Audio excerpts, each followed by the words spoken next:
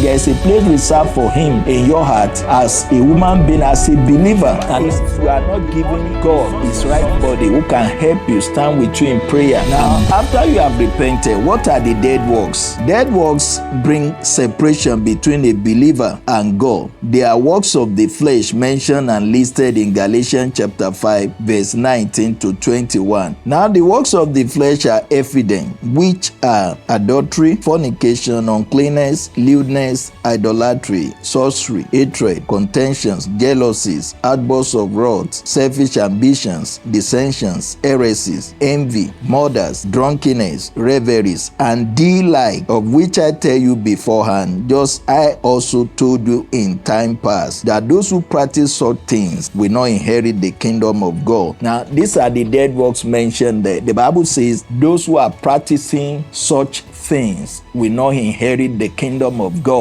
Now, we want to pick these one after the other. We want to look at sexual sin, that is immorality. We have some under that group. We have adultery. Adultery is someone who has married, who is now having extramarital affairs, having an affair with another person apart from his or her spouse. That's adultery. Then we have fornication. Fornication is somebody who has not married at all, but is engaging in sexual affairs. That's fornication. Then we have uncleanness, is part of it. When you are lost in uncleanness, lasciviousness, that's lewdness, and all that, they are classified under sexual sin. These are sexual sins. Some of the examples in the Bible, we have Reuben. Now, Reuben slept with his father's wife. Genesis chapter 35, verse 22. When the man was about to die. In Genesis chapter 49, now he called all his children. He said, Reuben, you are my firstborn, the beginning of my strength, the excellency of dignity. He said, you will not hesitate, because you defile my bed. When he was about to die, he said he would not hesitate. So thus the tribe of Reuben happened to be one of the least tribes in Israel. We see that in Genesis chapter 49, verses 3 and 4. So if this sin is found in your life, it can affect your relationship with God. Not only that, your fulfillment in life, then about the assignment God has committed into your hand, you may not be able to fulfill it. Then another person is Samson. He also lost the anointing of God on his life because of sexual sin. We see that in Judges chapter 16, verses 1 and 4. Now, if this sin is found in your life, it can affect your relationship with God and hinder the fulfillment of whatever God has ordained you to be and assigned you to do. So, if this sin is found in your life, as a believer, as a worker in the vineyard of the Lord, as a minister of God, I want to enjoin you. You need to repent. You need to confess to God. And then, if you are struggling with this sin, because at times it may be difficult for you to come out of it, you need to confide in somebody who can help you, stand with you in prayer, and break the hold of that sin on your life. Then we move to the next one, idolatry. Idolatry is putting your affection on someone or something above God. Whatever has taken the place of God in your heart has become another God, and it is an idol. It could be sports, it could be anything. Whatever you give affection to, the affection you're supposed to give to God, you have given it to that thing or to that person. That thing has become another God. That person has become another God in your life. And God will not want that. There is a place reserved for him in your heart as a human being, as a believer. And that place should not be given to another person or another thing. Jesus said this in Matthew 22, verses 37 and 38. Jesus said to him, you shall love the Lord your God with all your heart, with all your soul, and with all your mind. This is the first and great commandment. So he wants everyone to love the Lord God with all your heart, your soul, and your mind. Everything, you should love the Lord your God with that. God's place in your heart should not be given to any other person or any other thing. So if you have done that, that is the time you're supposed to give to God, you have given it to your work, to your business, to whatever, that business has become another God. There are some, they can cancel whatever that is church program because they wanted to watch a football match. As a result of that, they decided to cancel their church program. Now that football match has become another God because it has taken the place of God in that person's life. So that's idolatry. Not until you bow to one graven image somewhere before you become an idol worshiper. If you are not giving God his rightful place in your heart, that is whatever you are giving that place to, that thing has become another God in your life. Then number 3, witchcraft. A dictionary defines witchcraft as the use of magic powers, especially the evil ones. Now, witchcraft is among the things is condemned and classified as a work of the flesh. God condemned divination and magic or sorcery in every form. Now, the practice of it is repeatedly condemned in the law of Moses. It should be totally forbidden. So witchcraft should be totally forbidden. Magic, sorcery, whatever, soothsaying, this should be totally forbidden. You can read Leviticus chapter 19 verse 26. And it attracted death penalty. If you are caught doing any of these in the Old Testament, the person will be executed. The person will be killed. We see that in Exodus 22 verse 18. Leviticus 20 verse 27. So consulting mediums who contact the dead is also forbidden. It also carry a death penalty. Now we see that in Leviticus 20 verse 6 and verse 27. We see Isaiah chapter 8 verse 19. Now Saul was guilty of consulting a medium to contact Samuel. We see that in 1 Samuel chapter 1 verse 28. So even though Saul had banished all mediums from the land, yet he went to look for a medium because he wanted to hear from God, and God did not speak to him. Now he decided to look for a medium, somebody who can call the spirit of Samuel for him, and he went to a witch at Endor. In the New Testament, we have the Simon, a sorcerer in Samaria. Now he was rebuked by Peter for attempting to buy the power of God. The man claimed to have given his life to the Lord Jesus Christ, but he still has some of this in his life, because we were able to discover that when he wanted to buy the power of God with money, we see that in Acts of the Apostle chapter 8 verse 9 to 24. Then we see another one in the missionary journey of Paul and Silas. They encounter a slave girl at Philippi who has a demonic power of foretelling the future. We see that in Acts of the Apostle 16 verse 16 to 26. So the Bible consistently condemns the practice of divination and magic or sorcery. So they are condemned because the source is often demonic. The source of sorcery, witchcraft, magic, the source is demonic, and practitioners are trying to circumvent God. They want to find a way of avoiding God and his rules to find guidance for the future. Those who are doing it, they want to avoid God. They wouldn't want to follow God's rules, God's ways of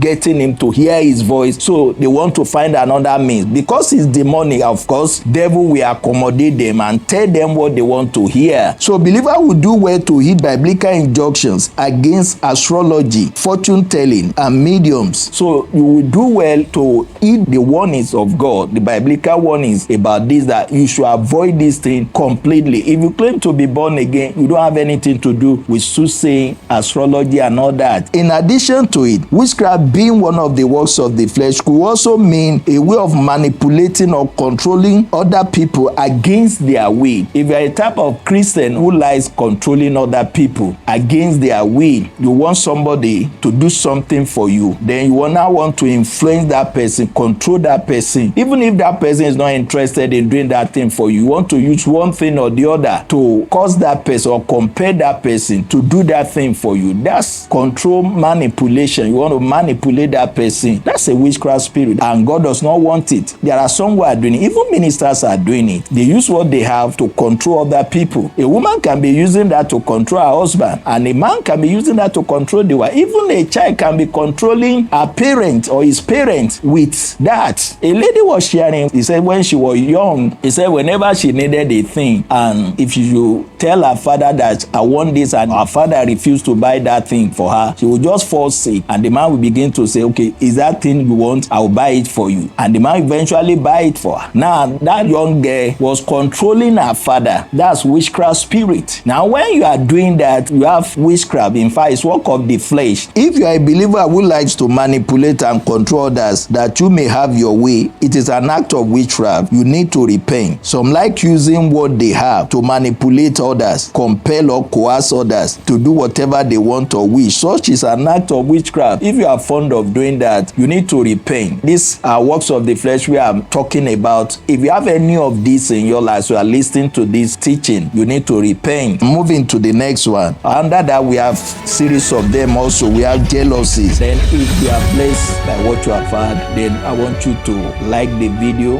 then share it, and then press the subscribe button. The Lord will bless you as you do that in Jesus' name.